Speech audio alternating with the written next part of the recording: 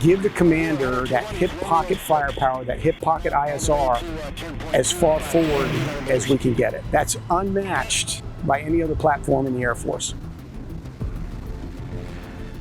Out of all my years in the Air Force, 35 years and 4,800 hours, it has the most advanced avionics in the cockpit of anything I flew in the Air Force, with the Garmin systems, all the support that it brings with it.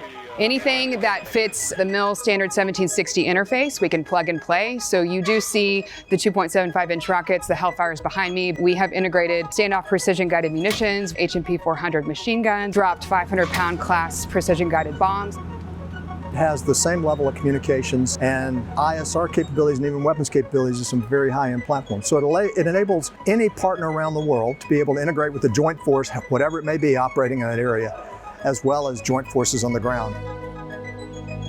We did not enter into the Skyraider name lightly. If you're a student of history, a student of the war in Southeast Asia, Skyraider will jump right to the front of the queue. Whether it was CAS down south or SARCAP up north.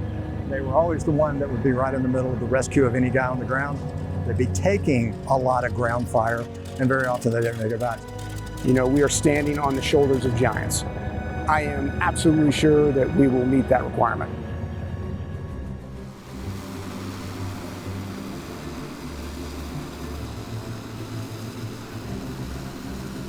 Today we're in Waco, Texas at L3 Harris, and we're getting an exclusive look at the plane you see behind me, the Skyraider II International. This plane really is the Swiss Army knife when it comes to what you're able to hang underneath it, from armament to sensors, providing intelligence, surveillance, reconnaissance, as well as kinetic effects on the battle space. The Skyraider II carries the legacy of the original A-1 Skyraider from the Vietnam era. This is not a nostalgia project. This airplane brings modern technology, advanced sensors, and a full weapons suite to the battle space. It's rugged, it operates from austere environments with a minimal footprint. This makes it exactly what the battlefield commander has been asking for, an airplane that can find the target, stay on station, and then put steel on it, all from one platform. It took years to get to this point. From Vietnam, Air Force Special Operations Command has flown a series of aircraft trying to answer the armed overwatch requirement. Some came close. None of them, however, were purpose-built for this mission.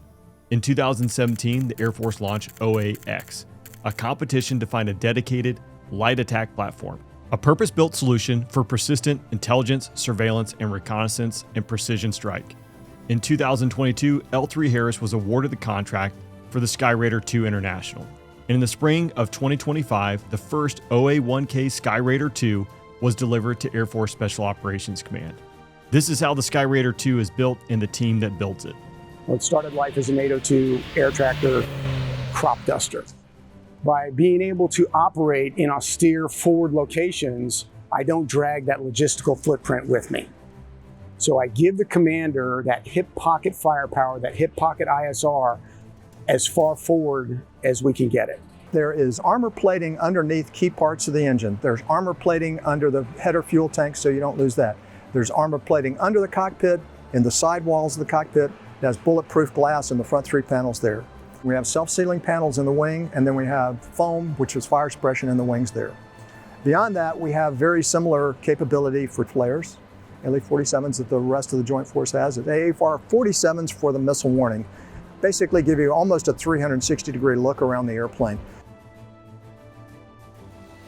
Before we dive into the production of how a crop duster is turned into a lethal machine, I wondered, how does a plane like this end up carrying one of the most storied names in aviation history?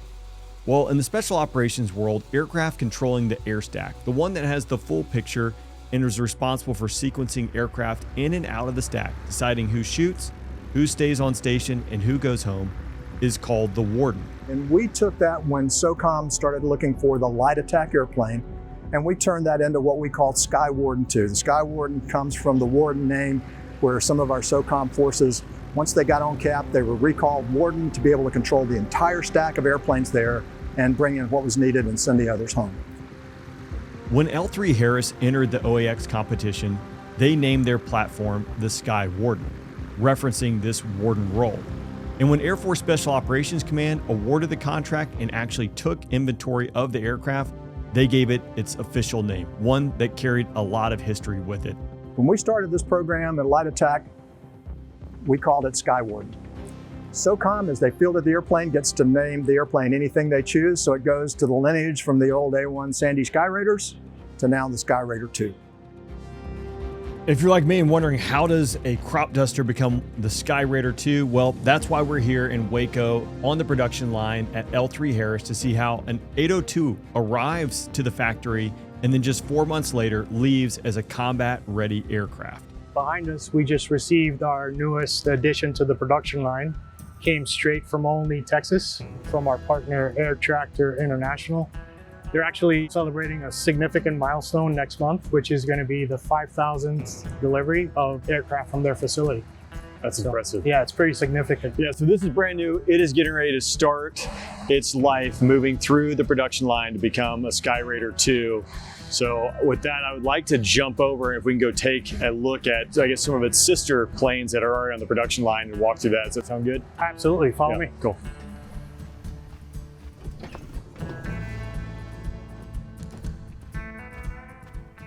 We have a 26,000 square foot facility.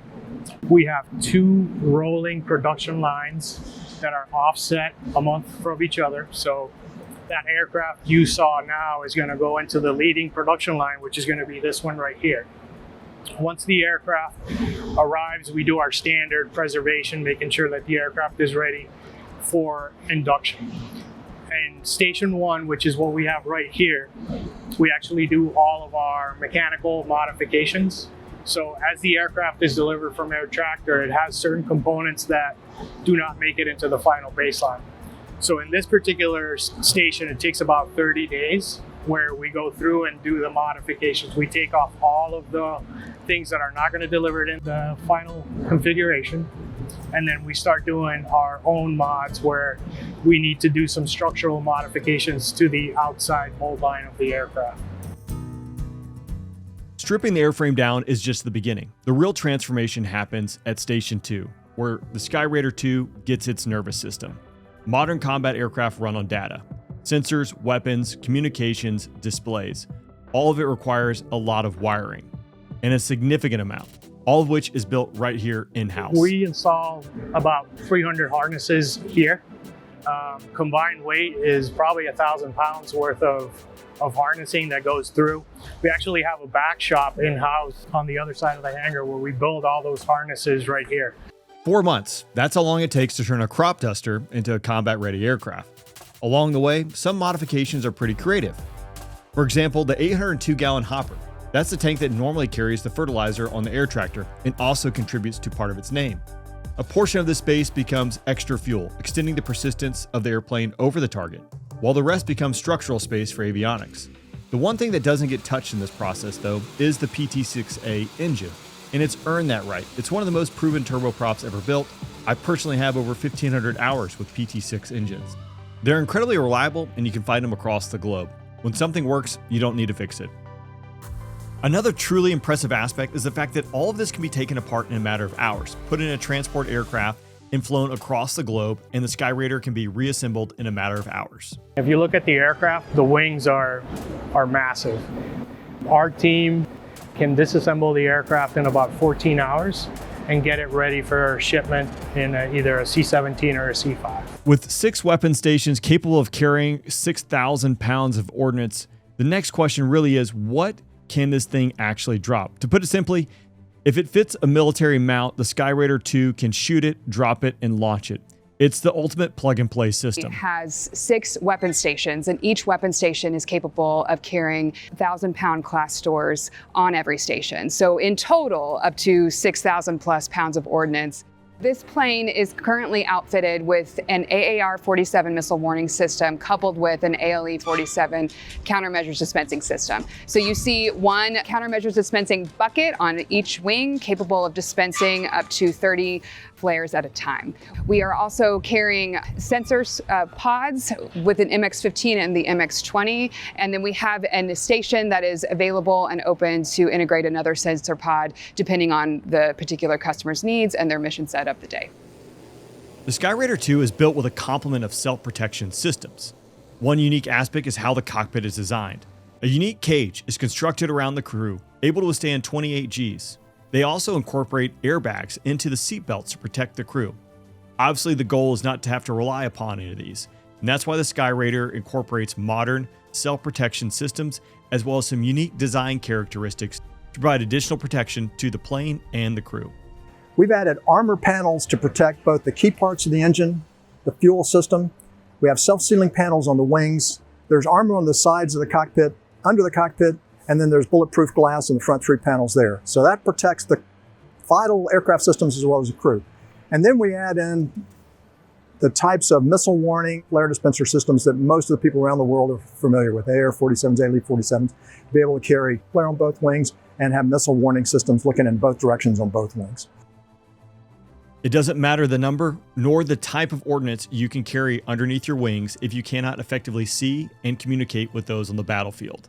The Skyraider II carries both an MX-15 and an MX-20, 2 sensors simultaneously. The amount of situational awareness this alone provides to the crew and to those on the battlefield is tremendous. Able to feed that high fidelity picture into both cockpits and offboard into joint operation centers. Couple this with the kinetic capability that's already on station, you have one platform that can find, fix, and finish any target without having to hand it off to another platform. This collapses the stack, the number of planes that are required to be overhead, and compresses the time from when desired effects are on target. Our primary engagement system with its 1064 laser is our MX-15. Now we're doing force protection, we're doing target acquisition, we're doing anything else with this second sensor.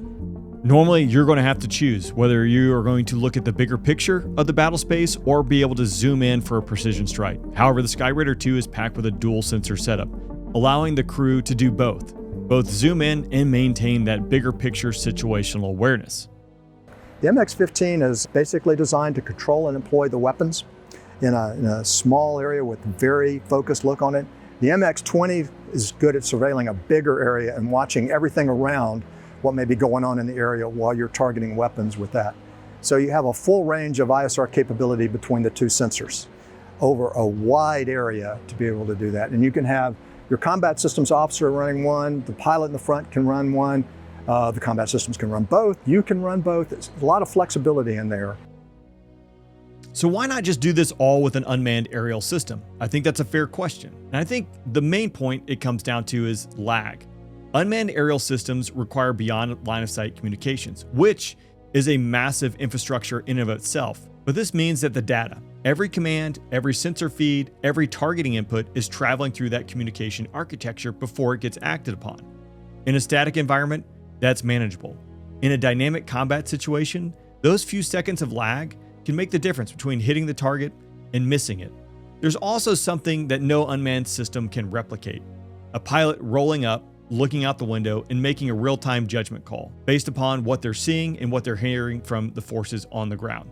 The Skyraider II brings that to the fight, a human being over the target with the entire picture. The Skyraider II International and the OA-1K Skyraider II provide persistent ISR and precision strike and the ability to operate from austere locations near the battle area that reduces transit time. Because of its legs, it can operate over the target for an extended period of time, and it reduces the amount of people and material we need to put into the battle area to accomplish the task. Capability that this airplane was designed for was to be able to support a team or a small force on the ground in an austere location with no support, no maintenance, no strings back to mother base to be able to support us. And the airplane's claim to fame, as well as we mentioned, operate in any location anywhere in the world. If you look at a piece of dirt, if I've got 4,000 feet of dirt, I'm in good shape for that.